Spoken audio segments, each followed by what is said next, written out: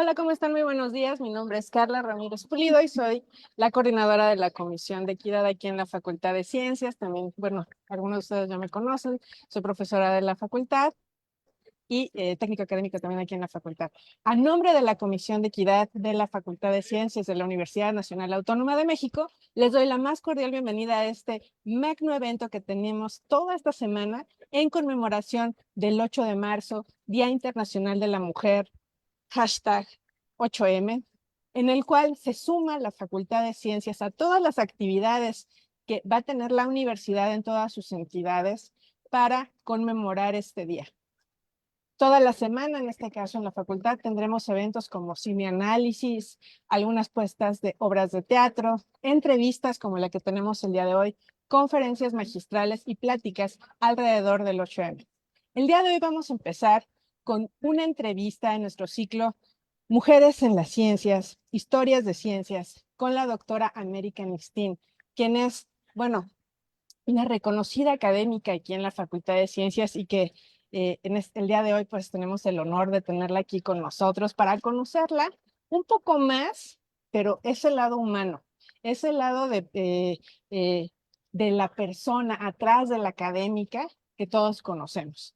Un poco para situarnos en este contexto de la doctora América, pues les voy a leer su semblanza curricular, ¿no? Porque bueno, es una académica con gran trayectoria. Ella es profesora de carrera de tiempo completo de la Facultad de Ciencias de la UNAM, es SNI2, doctora en ecología, tiene más de 50 artículos arbitrados, coautora de 10 libros de la UNAM, estudiantes de licenciatura y maestría. Y bueno, América, muchas gracias por estar aquí. También les quiero presentar a mi compañera, co-conductora en este ciclo de entrevistas, la licenciada Susana Paz Amaya, quien es también parte de la comunidad de la Facultad de Ciencias en la Secretaría de Comunicación. Susana, ¿cómo estás? Hola Carla, pues muy contenta. Como se darán cuenta, estamos transmitiendo desde acá, desde la explanada del Prometeo, en la Fuente Prometeo de la facultad. Y pues ya iniciando, como dices Carla, esta semana y esta jornada que vamos a tener de celebración, de conmemoración del 8 de marzo, que es el viernes. Y pues un programa bastante amplio de actividades. Lo que vamos a estar presentando en este nuevo formato de programa que tenemos es Historia de Ciencias, que son las historias que hay detrás de las académicas, que esta semana van a ser solamente mujeres. Ya después vamos a ver qué más podemos hacer para ampliar el espectro. Pero bueno, esta semana tenemos invitadas mujeres y como dices, abrimos con esta invitada, la doctora América, que todo el mundo la conocemos, pero ahora la vamos a conocer un poquito más, que es el objetivo de este programa. Y pues estamos aquí transmitiendo, como les decía, desde el Prometeo, muy a gusto, muy contentas. Doctora, muchas gracias por aceptar ser el conejillo de Indias, como dice. No, es cierto. No, gracias por aceptar esta invitación y pues bienvenida. Te agradecemos mucho tu tiempo y todo lo que nos compartas. Iniciando para preguntarte, saber cómo fue tu infancia, tu niñez, si desde niña tenías estos intereses o cómo fue este descubrimiento, cómo se fue dando esta historia que has tenido en tu trayectoria de ciencia, de mujer en la ciencia. Hola, pues muchísimas gracias por la invitación, Carla y Susana, que ya he tenido oportunidad de interactuar con ustedes antes. Y si me permites, les voy a compartir mi pantalla. Y bueno, hablando de la infancia, ¿no? Entonces, mi abuelita era otomí. Y siempre tenía yo como muchas preguntas porque, bueno, no teníamos, yo cuando era muy chica no tenía televisión, no tenía, o sea, la forma de entretenimiento, pues no éramos ricos. Pasamos, yo no recuerdo, pero yo cuando tenía 2 años aproximadamente nos mudamos de una casa a una casa en construcción. Entonces, en esta casa de construcción, pues vivíamos 8 personas en un cuarto y el baño estaba afuera, ¿no? Entonces, yo me acuerdo que, pues, yo a los 5 años no me gustaba la escuela. Era una pesadilla cósmica ir a la escuela y me entretenía con la fauna que estaba ahí afuera de la casa prácticamente, ¿no? Y mi abuelita me solapaba porque decía, ay, sí, tú, ¿para qué vas? ¿Para qué vas a la escuela, hija? Y yo, tiene toda la razón, o sea, yo no veo un porqué de estar en la escuela, ¿no? Y en esta fotografía vemos a mi abuelita, que ya había estado en la Ciudad de México con la olla.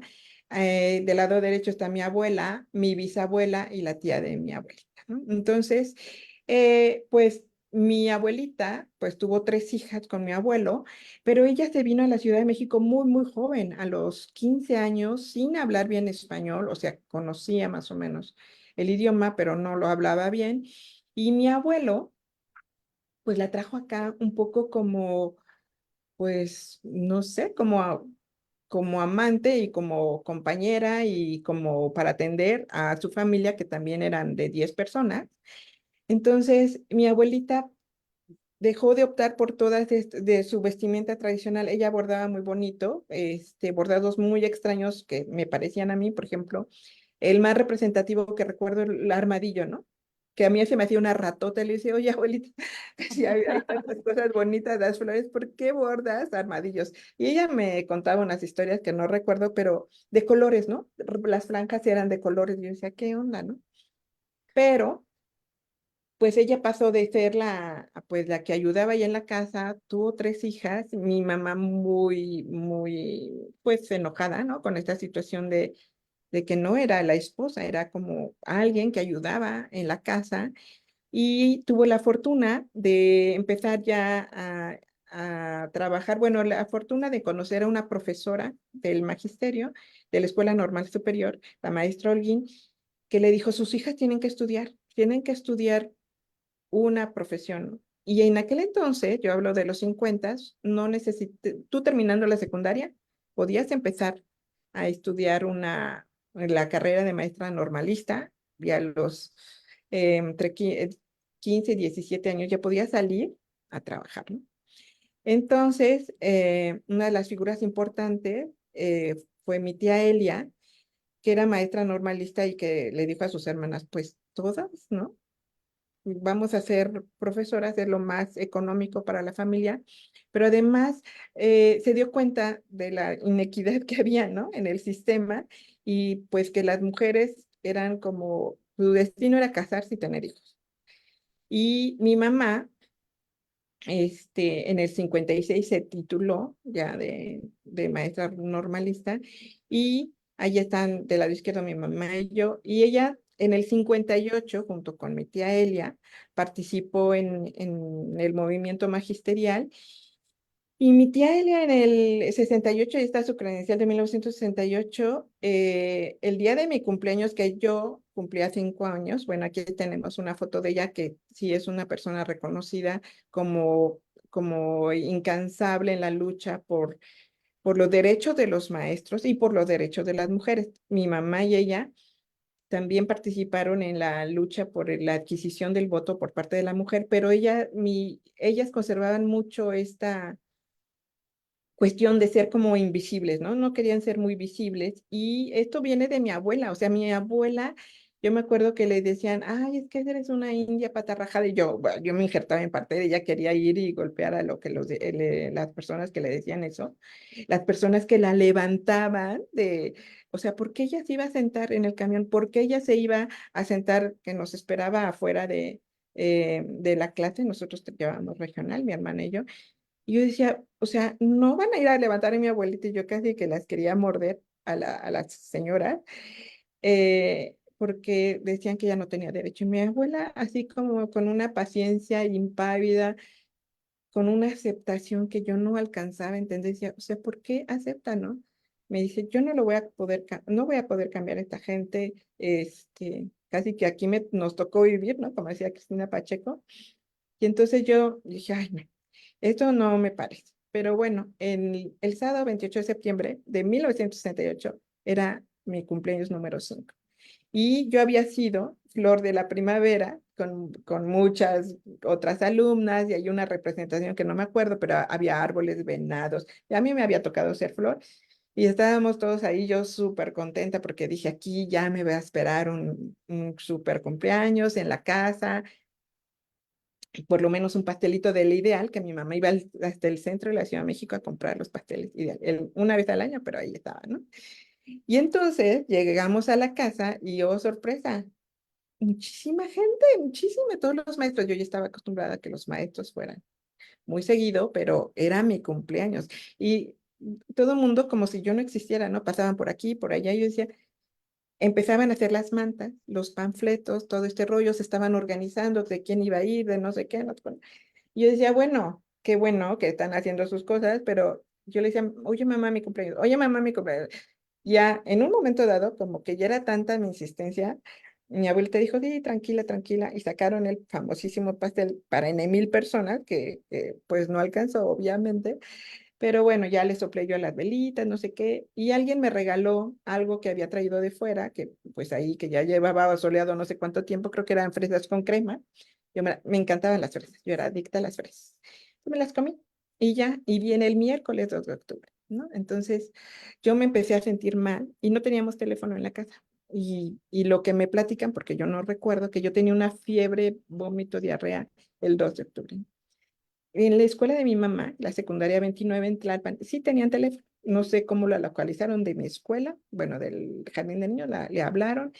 Entonces mi mamá dijo, no, mi tía Elia, que trabajaba más cerca, dijo, tú ve a ver, porque está muy mal. Y entonces, no hay forma de avisarle a mi abuelita que vive en la casa, pero ¿con qué teléfono, no? Entonces, mi mamá y mi tía se lanzaron a la casa. Me puse súper mal, me hospitalizaron porque tenía, bueno, una infección bacteriana, pero muy aguda, y me hospitalizaron en el López Mateos, ¿no? Y entonces, pues ellas ahí como, pues yo las escuchaba desilusionadas porque no habían ido a la manifestación, ¿no? Y después, pues, como se volvían a reunir los profesores, decían, oye, qué afortunadas que tú te enfermaste ese día y no pudieron ir a la manifestación. Entonces, pues ellas siempre han estado como en esta lucha, mi tía hasta finales, bueno, hasta que ya no pudo participar porque tenía un problema, tuvo una embolia y entonces ya no se recuperó bien y bueno, pues estuvo ahí, ¿no? Pero aquí está una imagen donde están como que mi abuelita, que también era mi mamá, mi tía eh, Lorenza, que era la más chica, mi tía Elia, mi mamá, luego mi hermana, que también influyó mucho en mi carrera, y ahorita les digo, y mi hija y yo.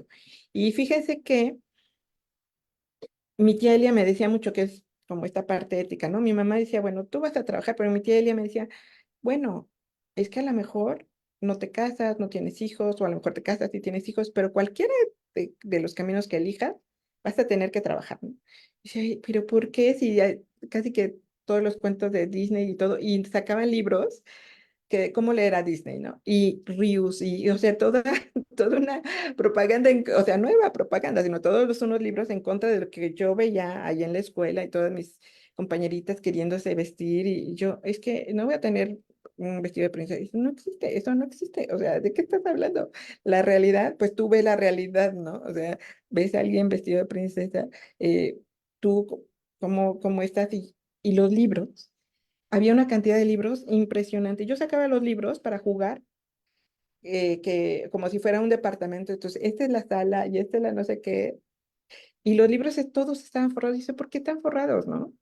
Dice, no, es que por si alguien viene, ¿no? Por si alguien viene, pues yo no me imaginaba quién iba a venir y todo como muy escondido, igual que mi abuelita que ocultaba sus bordados otomís, mi tía ocultaba y mi mamá también, pues los panfletos, la máquina de miografía, etcétera. Y los libros, pues estaba el poema pedagógico. Yo leía a los rusos, ¿no? A Makarenko, Dostoyevsky, o sea, yo lo leía porque era lo que había, ¿no? Claro que se me hacían un poco aburridos de repente, entonces sacaba un libro, leía una página y luego sacaba otro libro, leía otra página y así había muchos libros de historia de México. Y mi tía decía, no, es que sí tienes que conocer la historia. Me dice, pero eso no dice la historia real. Y yo ahora me preguntaba, bueno, entonces, porque la historia la cuentan los que ganan, ¿no? Y yo decía, bueno, entonces, ¿cómo vamos a conocer la historia si pues los libros son de las personas que ganan, ¿no? Por ejemplo, Octavio Paz y Elena Garro dicen, no, tú tenías que leer los libros que me costaba, le costaba a mi mamá muchísimo trabajo conseguirlos, pero una vez que los conseguía, bueno, y ahí, de ahí era yo, ¿no? Yo decía, ay, sí, y yo no entendía por qué pues él era premio Nobel, ¿no? Entonces ella, pero decía, no, es que no conoce su historia.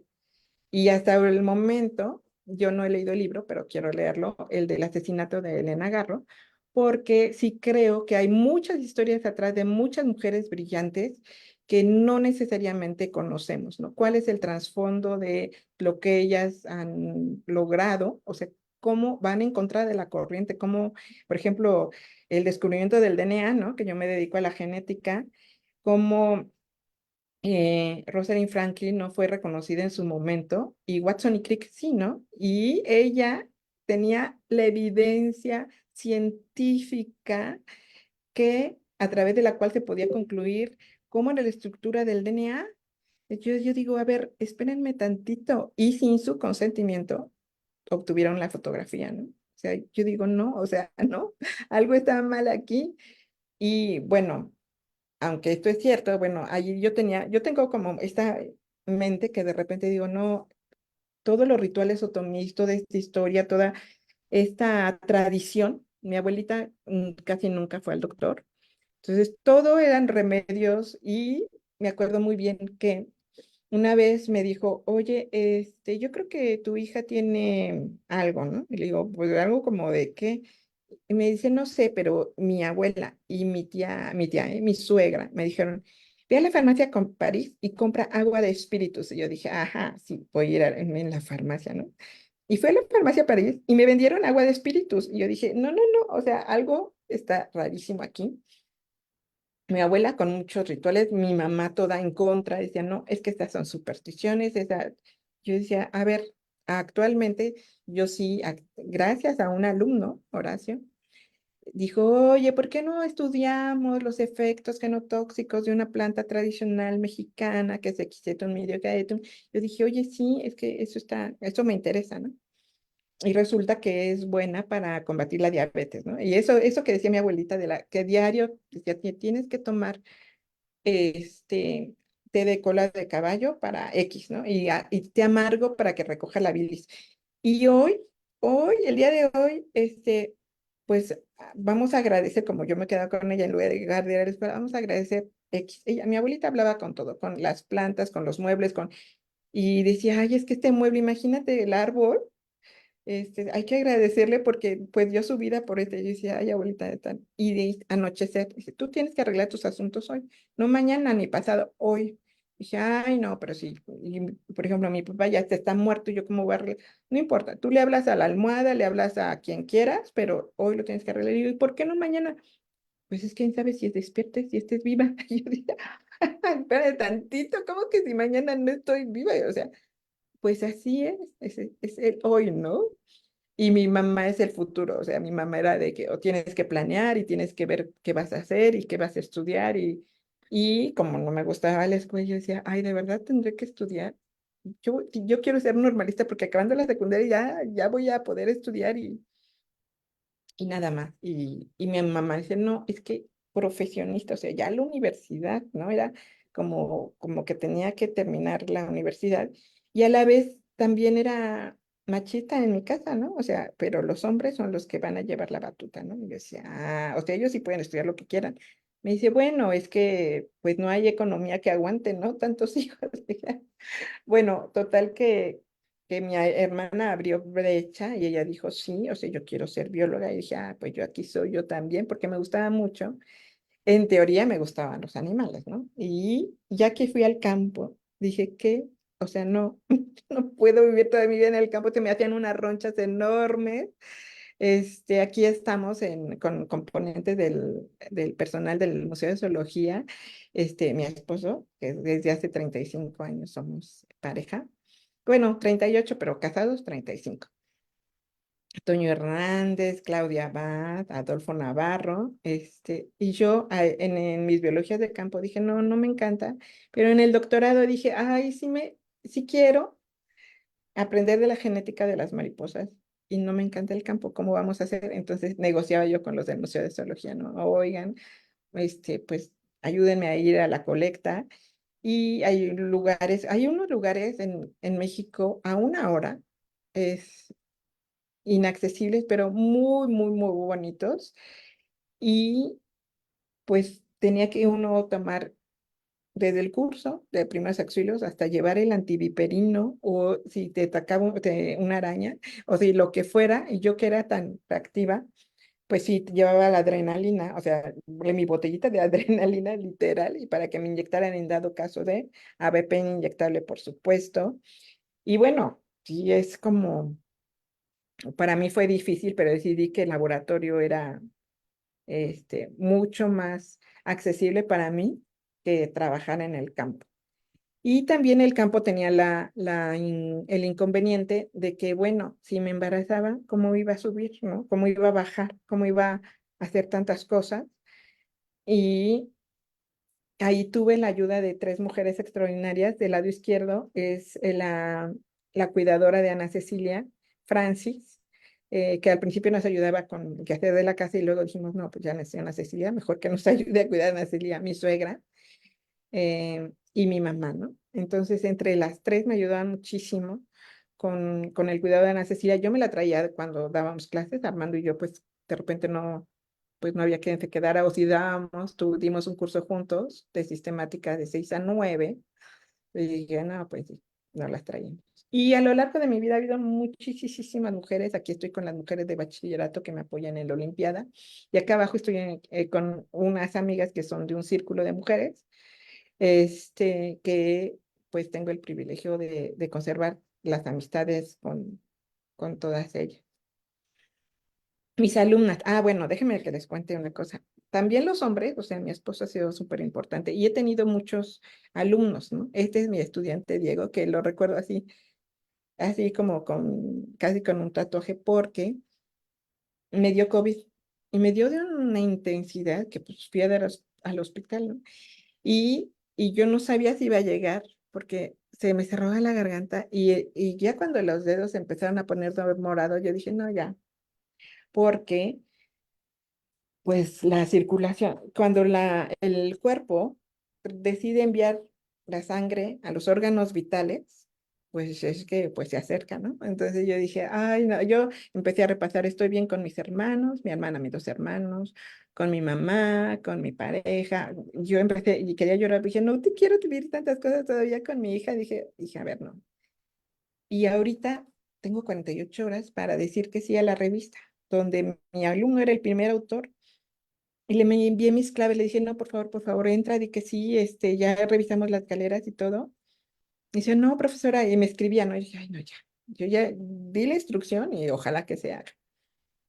Y recuerdo muy bien que yo escuchaba a mi mamá, yo estaba, volteada hacia la parte de adelante del coche y escuchaba a mi abuelita, que ya falleció hace muchísimos años, y a mi mamá, ya, América, América, y yo decía, a ver, ya, volteé en la imaginación porque yo no me movía, ¿no? Dije, a ver, ¿qué quieren en este momento trascendental? Y escuché que me decían, o sea, relájate, o sea, va a pasar lo que va a pasar. Si vas a trascender, pues mejor en paz, y si no, pues mejor en paz. Y dije, ay, sí, tienen razón, ¿verdad? Claro que pues no me quería resignar. Yo dije, no, es que vamos a llegar. Pero me empecé a relajar y la sangre, ahora sí que la sangre regresó al cuerpo. Y cuando yo llegué al hospital, dije, ay, estos no me pueden dejar. irme, o sea, no me puede dejar. Y yo dije, ya, estoy en el mejor lugar posible para estas condiciones y que sea lo mejor, ¿no? Pero sí ha habido muchas mujeres, la mayoría han sido mujeres, pero también hombres. Y aquí ven a mis alumnas, que aquí abajo, que también está mi hija, que ganaron la medalla de oro en el concurso internacional de ciencia en el 2022. Y aquí mis otras alumnas que también participaron en Luxemburgo. Y yo creo que los estudiantes son mi motor, ¿no? Ahí van, tucu, tucu, tucu, tucu. Y hay estudiantes que ni siquiera son mis estudiantes, pero que han sido mis estudiantes, no, me refiero a que no que se van a graduar conmigo, servicio social, sino que se atoraron su tesis o tienen un problema familiar y me dicen, inclusive profesores, me dicen, oye, profesoras y profesores, ay, ¿me permite usar su cubículo para algo o imprimir o estar aquí de estancia para estudiar? Porque en la biblioteca, que hay mucha gente que no sé qué, o porque yo tengo los libros o por lo que sea. Yo les digo que sí, o sea, ¿por qué no? O sea, si uno tiene oportunidad de ayudar, pues qué mejor, ¿no? Eso creo yo. Y no sé si tienen una pregunta. Sí, doctora, pues muchas gracias por compartirnos tus fotos. Es muy impresionante ver cómo tú viviste o tuviste de cerca como todos estos cambios que se vivieron en generacionales, ¿no? Nos platicas de tu abuela, de tu mamá, luego tu hermana que dices que es quien abre brecha. Sí, es muy, muy impresionante cómo se puede identificar este cambio generacional y cómo tú lo fuiste viviendo. eh, y esta idea que nos decías de decir, bueno, a lo mejor a mí no me gustaba la escuela de niña, como que me rehusaba un poquito, pero después te fuiste dando cuenta cuando tu mamá ya se dedica al magisterio y tus tías y todas estas figuras que nos platicas que definieron toda tu vida, incluso lo último, ¿no? Que nos platicas de cuando estuviste con lo de COVID, que es muy, muy, muy, muy entrañable, ¿no? Estas figuras femeninas de la mamá y la abuelita, las tías, la hermana, y creo que esas son las partes que cada quien en las historias que tenemos, las mujeres, tenemos muy valioso, ¿no? De una riqueza muy grande. Pero preguntarte también en esta formación que tenías de muchas generaciones, de dos generaciones, sobre todo la de tu abuelita y la de tu mamá, también nos decías que se tenía esta idea de cómo llevar o sea, sí ibas a estudiar, pero también te ibas a casar y también está la maternidad, ¿no? Con tu hija, que tenemos el gusto de conocerla también. ¿Cómo vives esta parte de ser profesional, de ser académica, de dedicarte a la investigación? Y también la otra parte, la parte personal, sobre todo trayendo en cuenta pues todo esto que nos decías, ¿no? O sea, qué es ser mamá, qué es ser esposa, pero también, o sea, que eso implica esto, es un trabajo arduo, pero también la otra parte en la que también has sido muy exitosa, que es la parte académica. ¿Cómo la llevaste? Sobre todo también porque, bueno, tu esposo pues se dedica igual es investigador. ¿Cómo te organizaste en esto y cómo fuiste también cambiando esas ideas, ¿no? Que tenías de tu juventud, de tu niñez y de lo que veías de tu hermana o de tus tías o de tu propia mamá? Pues mira, yo creo que a contracorriente, ¿eh? Porque desde, pues desde que era niña era un asunto que yo no estoy bautizada. Entonces, era como que siempre fui muy contestataria y muy, o sea, no importa, o sea, y es cierto, yo veía que mis vecinas hacían cada cosa y decía, es que, o sea, no puedes, este es tu perrito, ¿cómo lo vas a tratar así? Y yo decía, bueno, yo a lo mejor no comparto esa misma religión contigo, pero sí sé que hay que respetar la vida, ¿no? Por ejemplo. Y luego, eh, pues pues no hace mucho, o sea, como hace 10 años a mí también, o sea, sí es cierto, o sea, la discriminación y el racismo y sigue actualmente, ¿no? O sea, sí me han discriminado no hace mucho y yo creo que también es una cuestión del color de piel, ¿no? O sea, y ser mujer y indígena es como que aún ahora, 2024. y la maternidad. O sea, como que nunca hay un momento para ser madre, ¿no? Entonces me decían mis amigas, mis colegas me decían, yo no voy a tener hijos. Y yo decía, la primera vez que me lo dijo una estudiante del doctorado, que era de 2 generaciones más abajo, le dije, ¿cómo? Y dice, "Sí, era una decisión personal, pero luego me la dijeron otras compañeras y yo dije, a ver, ¿cómo? O sea, pues yo tengo pareja, pero si no tuviera también quisiera ser mamá, ¿no? Y entonces dice, pero ¿a qué hora? Imagínate cómo vas a criar la responsabilidad de criar un ser humano y además, pues, todo lo que implica la alimentación, ir a la escuela, estar con él, y la investigación son incompatibles. O sea, tú no puedes hacer una buena investigación si eres mamá, ¿no? Y yo decía, no, están mal, ¿no? Están mal de su cabeza. Yo me doctoré en diciembre del 96, ingresé a trabajar en la universidad en enero del 97 y dije, claro, sí, ¿por qué no? Voy a ser compatible. Pero me empezó el tic-tac, ¿no? Biológico. Yo dije, ay, sí, pero pues unos 5 años, si unos 5 años, eh, quería decir que iba a tener mi hijo o mi hija a los 37, 38 años, y luego se ve la curva, cómo se dispara de personas, o sea, pues uno nace con sus óvulos, que además no han terminado la meiosis, no han terminado un proceso biológico en el cual puede haber errores y la maquinita se puede empezar a equivocar con más frecuencia y que entre más edad de la mamá, porque nosotros pues traemos los óvulos ya, y en cambio los hombres están generando constantemente, ¿no? Están en el proceso de formación de espermatozoides y nosotros no. Y entonces yo dije, no, creo que sí, sí es el momento y lo hablé con Armando, con mi esposo, y eso creo que ha sido muy bueno, o sea, tomar acuerdos. Antes de casarnos, hicimos nuestro primer acuerdo, o sea, ¿cómo vamos a trabajar en la casa? O sea, ya no afuera, en la casa. ¿Quién se va a encargar de qué cosa? En el 91 fuimos a Estados Unidos, al Smithsonian en Washington, D.C., y conocimos una chicana. Ella hizo un acuerdo prenupcial. Y cuando lo leí, yo dije, a ver, Alme, explícame. Aquí dice, ¿quién va a pasear el perro? Si se divorcian, ¿quién se lo va a quedar? ¿Quién va a hacer las compras?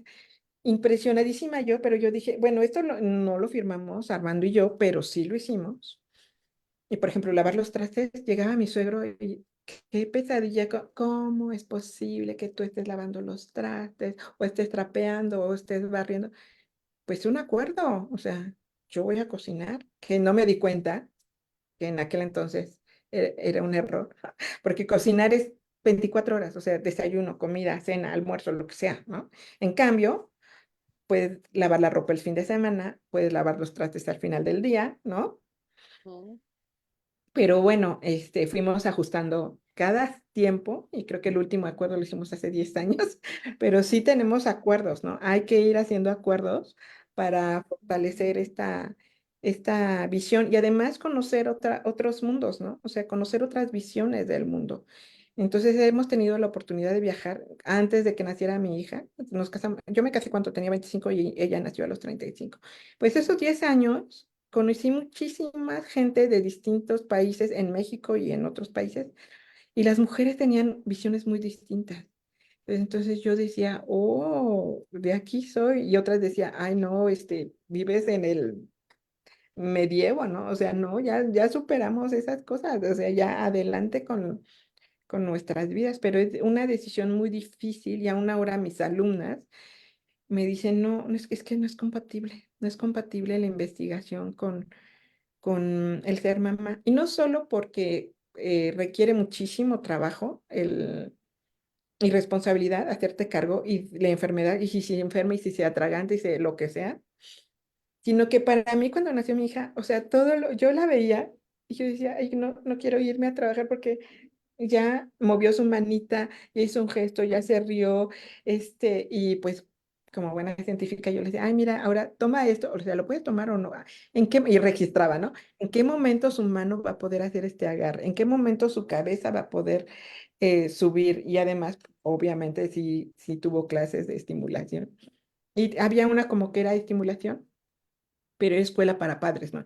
Entonces ustedes nos decían, ustedes las mamás no se angustien, y iba también mi esposo, ya, hagan lo que hagan, se van a equivocar, o sea que relájense porque pues no hay una maternidad como buena, ¿no? Y mi abuelita diciéndome todo lo que le hiciera, por supuesto, el ojo de venado y la pulserita roja le dolía la cabeza, no, ninguna pastilla. Y la pediatra también estaban en contra de los medicamentos, ¿no? Y era alópata la pediatra, decía, ¿cuánto tiene temperatura? Tiene 38. Ah, entonces mete la latina con agua muy caliente y va bajando la temperatura del agua y la temperatura de tu hija va a bajar.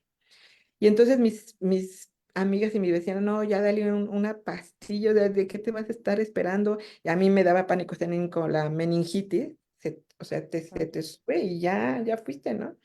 Entonces, pero bueno, yo seguía lo que la pediatra decía y lo que mi abuelita decía, y los chiqueadores, y la menta, y la ruda, y todas estas hierbas que usaban. Y ahora que las venden en aceites, ¿no? Yo digo, oye, pues si mi abuelita la destilaba, que se tardaba horas, pero destilaba el aceite de las plantas, y ahora que nos los venden, decía, híjole, cuánta razón tenía, ¿no? En muchas cosas, en otras todavía no, pero bueno.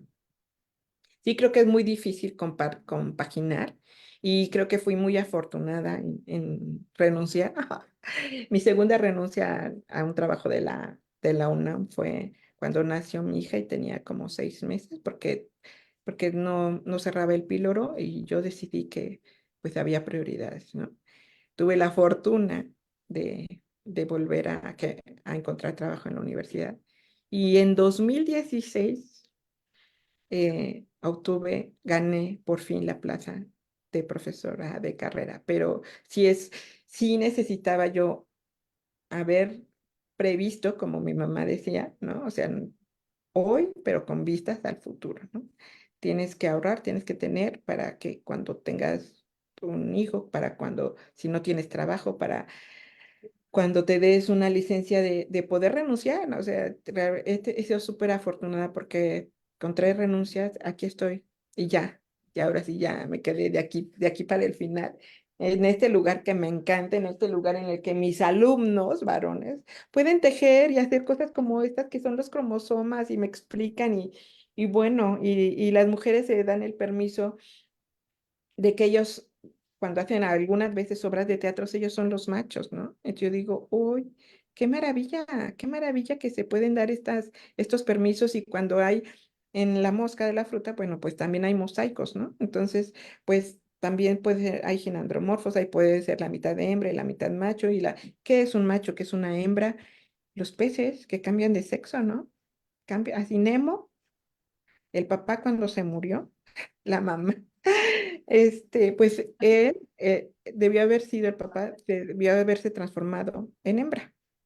Entonces hay muchas cosas de la biología en general y de la genética en particular que son fascinantes. O sea, porque puedo expresar ahorita unos genes y depende de lo que yo coma, se pueden expresar otros. Si esto es constante, un cambio epigenético que no está en mis genes, sino está por encima de esto, puede alterar la expresión, la conducta, la microbiota que ya manda señales y dice que necesito azúcar, hay un hongo que puede enviarle la señal al cerebro y decirle, ¿sabes qué? Pero ¿cómo es esto? ¿Cómo es el mecanismo de regulación de la expresión génica que te permite, bueno, que le permite a este organismo que vive dentro de ti alterar tu conducta? Es Oye, fascinante, la sí. verdad. Oye, América, bueno, me dejas a mí y a Susana con unas dudas que estamos aquí nosotros teniendo acerca de tu trayectoria, que es, eh, tuviste sí que, pues, ponderar, ¿no? Que es más importante, que por supuesto tiene que ser, pues, la vida de nuestras familias, de las personas que queremos, ¿no? Y pues cada quien decidirá que es si se va por el camino de la maternidad o por el camino de la ciencia. Y hay algunas personas como tú que lo pueden conjuntar y tener esta suerte, esta fortuna de que pues que pudiste aplicar por tercera vez a una plaza y te la ganaste, ¿no? Muchas felicidades. Y en ese sentido, ¿cómo ha sido tu autocuidado, tú de ti para ti, ¿no? Para todo este estrés que genera a veces, no a veces, casi siempre, la investigación, la academia, los proyectos y el autocuidado también, pues porque todas las responsabilidades de la familia son muchísimas, como tú decías, el ejemplo de la comida, ¿no?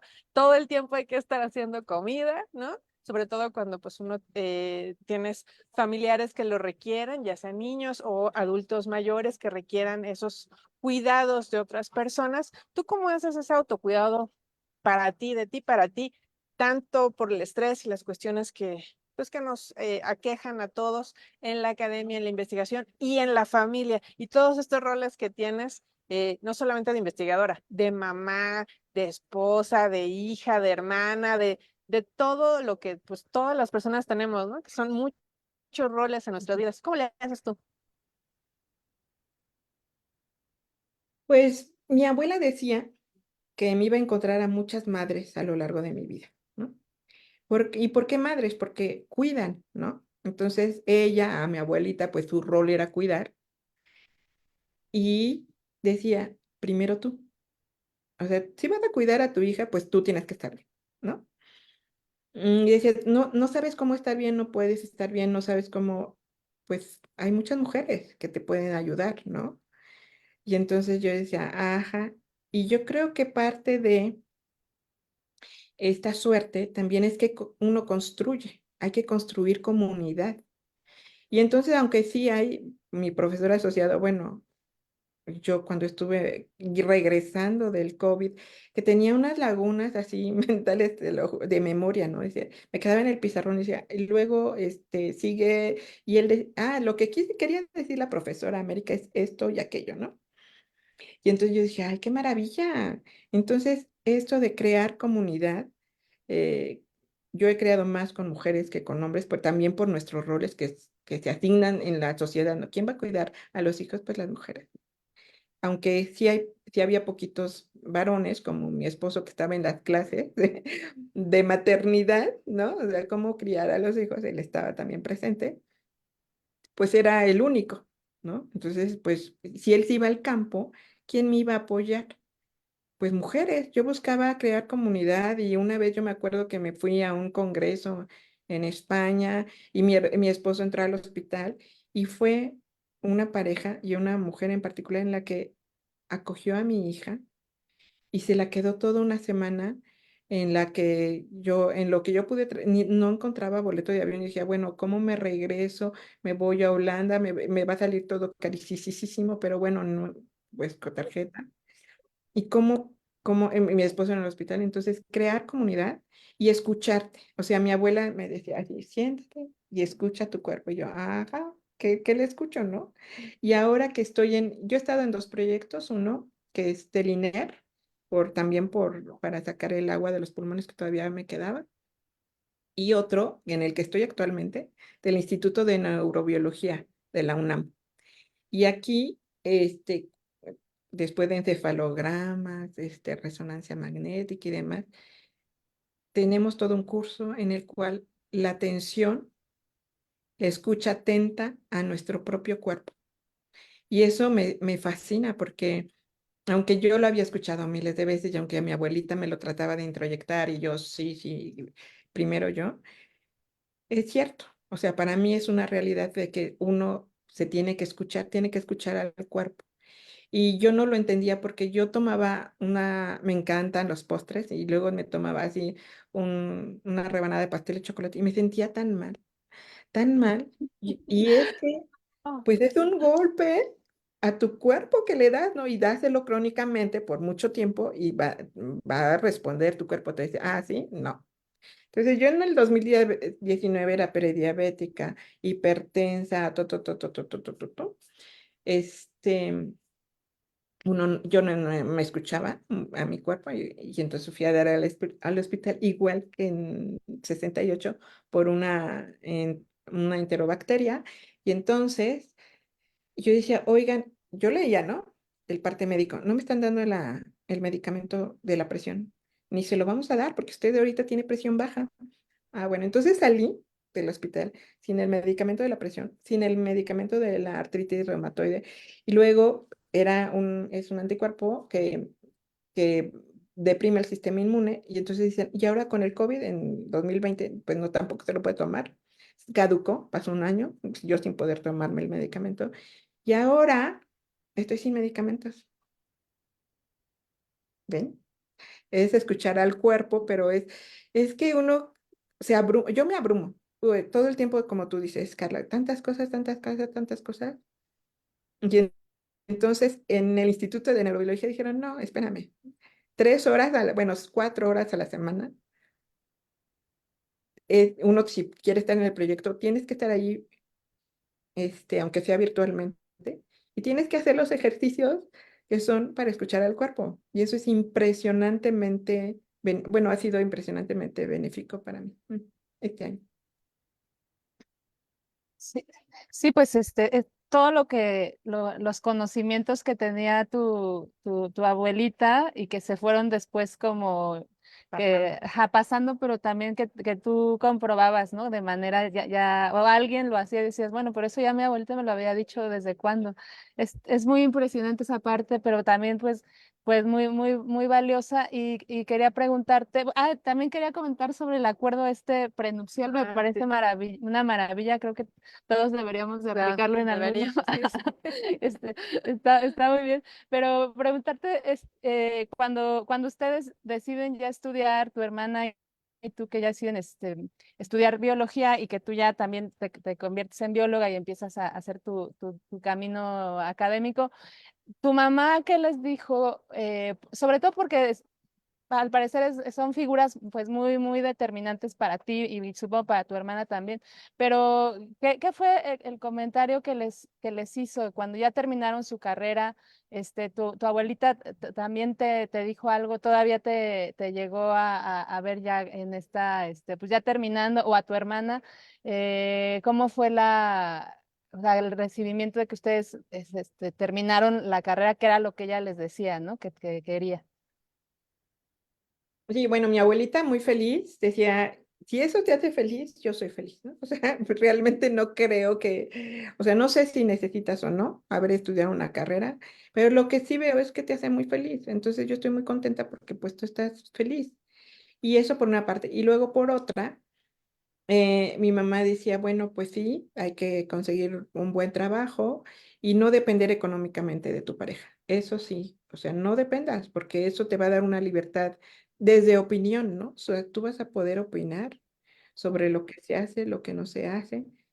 Y algo que me llamaba mucho la atención de mi mamá es que dice, pero no no es una lucha, ¿no? No pelees con tu pareja, no, y nunca trates de ganarle, o sea, cada quien en su canal, digamos, ¿no? Son carreras paralelas, pero no se contraponen, ¿no? Entonces, esto de los acuerdos lo tenía mucho mi abuelita con mi mamá, y mi mamá, me lo aconsejaba, ¿no? Acuerdos, acuerdos siempre, pues va a haber cosas en las que va a ser muy difícil que lleguen a un acuerdo, pero inténtalo, ¿no? Inténtalo, ya si ves que no hay forma, bueno, habrá que hacer una acción, pero sí, esto de los acuerdos que, pues, yo no sabía, o sea, yo cuando estaba con Armando y acordamos, no es que estuviéramos conscientes y hacer un acuerdo, sino que pues se dio y afortunadamente, y ahorita lo seguimos. Si tenemos algo, una meta, decimos, bueno, ¿cómo vamos a poder alcanzar esta meta? Bueno, vamos a hacer una planeación y vamos a acordar cómo lo vamos a lograr. Mm. Hay preguntas del público aquí en redes.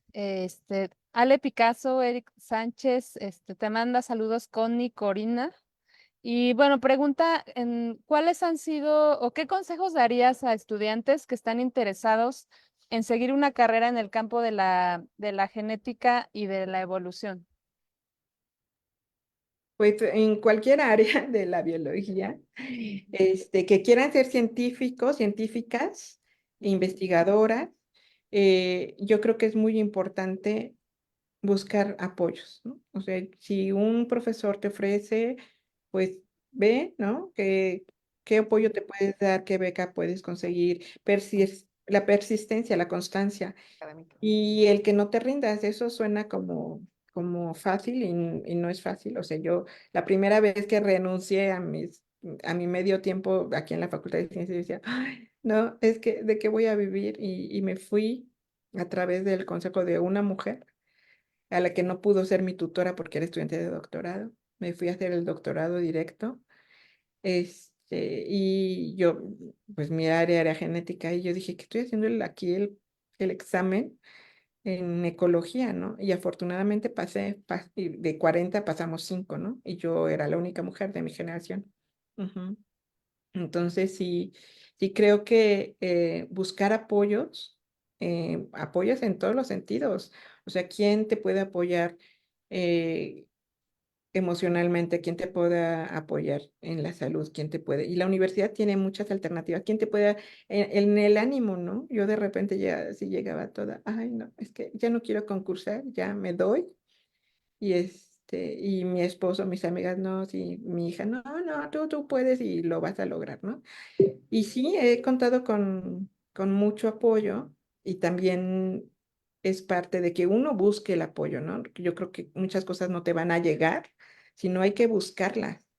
Entonces, yo sí creo que uno va a ir construyendo estas redes de apoyo que son, en mi vida, en mi caso, han sido fundamentales.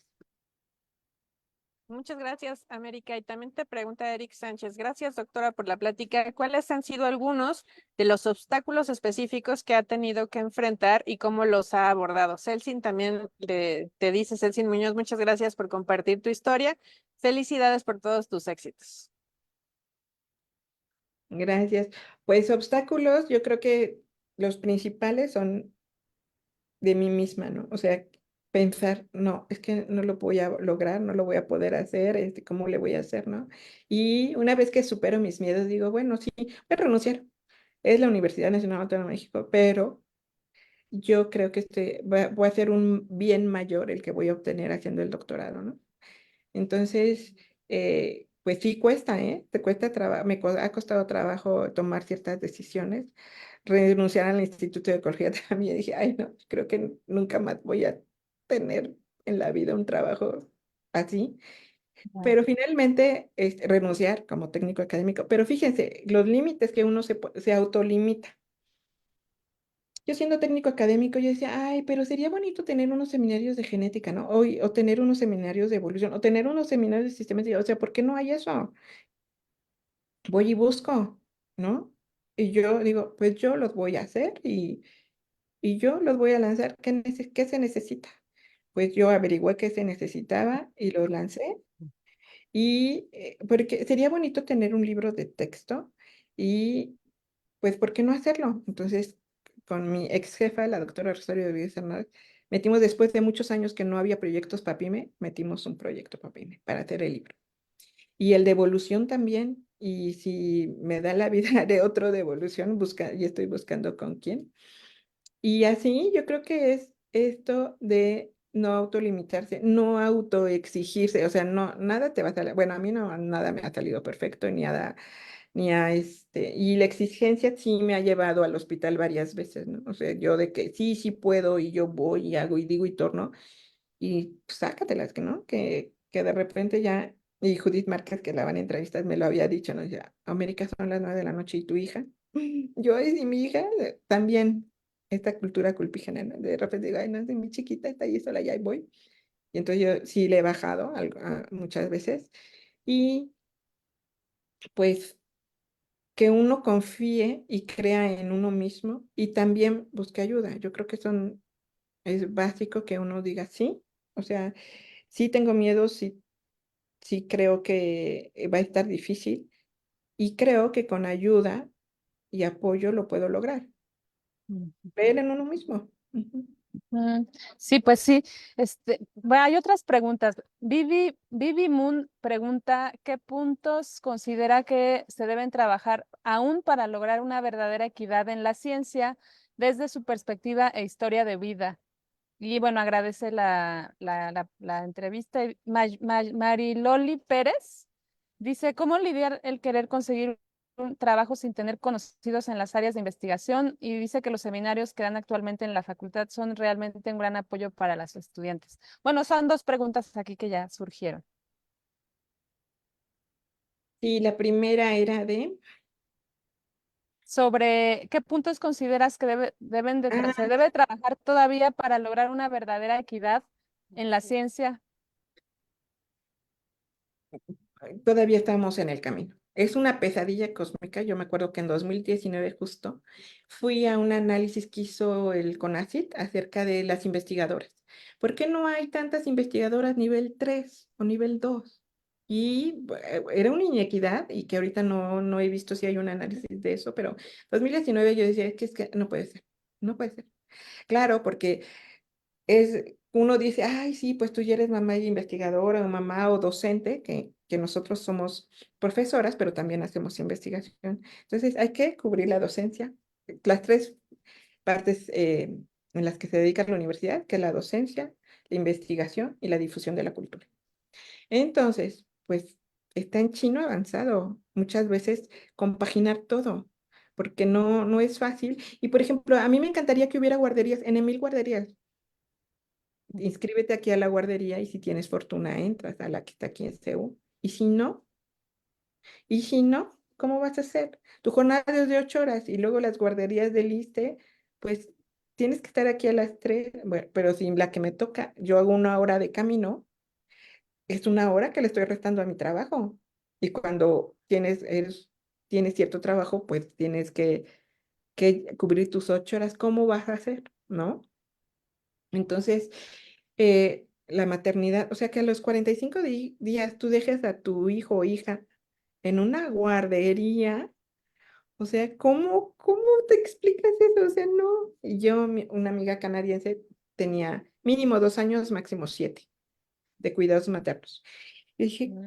7, y se quedó 5, ¿no? Pero bueno, o sea, yo dije, nos falta mucho, o sea, hay que legislar por tener estos derechos a la maternidad, porque no te coman, o te quiten la beca de algo, porque que te den un tiempo, porque ahí te están dando a escoger, o eres una cosa o eres la otra. Como persona, como ser humano, cómo te realizas en varios aspectos. Entonces, yo creo que todavía nos queda un camino largo. Pues muchísimas gracias, doctora. Hay varios comentarios por aquí. Les agradecemos mucho a todos los que están viendo la transmisión, a los que están opinando y te mandan saludos, Fer Arzate. Hay algo de movimiento aquí en redes también. Les agradecemos mucho que estén viendo esta transmisión. Y pues solamente también, doctora, agradecerte esto que nos compartes. Y ya para cerrar, no sé si te gustaría dar algún mensaje, sobre todo atendiendo que estamos en la semana del 8M, va a ser el Día Internacional de la Mujer, y bueno, nos has hablado de esta historia que tú has tenido rodeada de mujeres tan maravillosas que han estado en tu familia y en tu vida. ¿Qué nos puedes decir ya para cerrar? Bueno, dos cosas. Una, que se me olvidó contestar la otra pregunta, pero si no conocen a nadie, busquen. Yo tengo muchísimos colaboradores que conocí por internet y escribiéndoles y no me dio, o sea, ¿qué puede pasar? Yo le escribo a este investigador y hasta un rector de la universidad. Lo peor que puede pasar es que no me conteste, pero sí me contestaron. Y tengo muchísimos colaboradores en el extranjero. Eso por una parte, aunque no conozcan a nadie, ustedes anímense. Y por otra parte, hay que conocer nuestra historia, nuestra propia historia y la historia de las mujeres en México y la historia del 8 de marzo. O sea, yo ahora que estuve en un grupo de discusión y vimos que si la fábrica sí o no, que si en realidad fueron las mujeres socialistas las que inauguraron esta fecha y por qué. Entonces yo creo que sí necesitamos conocer más nuestra historia como mujeres, como lo que hemos padecido, cómo nacen, cómo hay artículos, y les podría recomendar uno que acabamos de publicar, de las diferencias que existen si naces con unas condiciones o con otras. Pero la historia es fundamental. Hay que conocer nuestra propia historia y la de las mujeres. Pues muchísimas gracias. Y pues también invitarles a la siguiente transmisión. Vamos a tener como invitada a la doctora Judith Márquez, ya en un ratito a la 1 de la tarde, quien también nos va a platicar sobre sobre su vida y sobre esta historia que, como dijo la doctora y nos compartió, pues es muy importante conocer la propia y también conocer con quienes estamos aquí trabajando, con quienes nos encontramos en la facultad, para conocer un poco más de la vida de todos los que estamos aquí conviviendo en comunidad. Y los esperamos entonces al rato. Les agradecemos de nuevo su presencia y no se pierdan todas las actividades que vamos a tener durante esta semana para esta conmemoración, que es importante, como dijo la doctora, también saber por qué se tiene que celebrar o conmemorar este día. Conmemorar este día. Entonces, pues, gracias Carla y doctora América, muchísimas gracias de nuevo. Gracias, hasta luego. Hasta luego.